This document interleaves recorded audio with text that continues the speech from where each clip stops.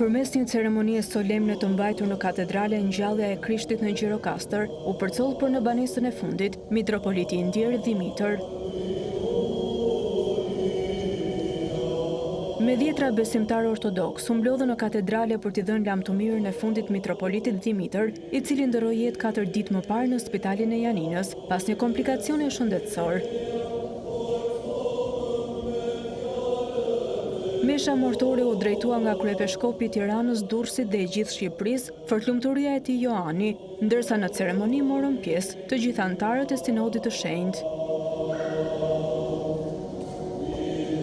Përndër të figurës së tij në ceremoninë mortore shkuan edhe përfaqësues të pushtetit vendor, si dhe përfaqësues të ambasadës greke në Tiranë. Trupi mitropolitit Dimitër do të prehet në kishën e Shën Parashqevis në Dropull, pas një shërbese të gjatë të përkushtuar ndaj besimtarëve ortodoks të jugut të Shqipërisë.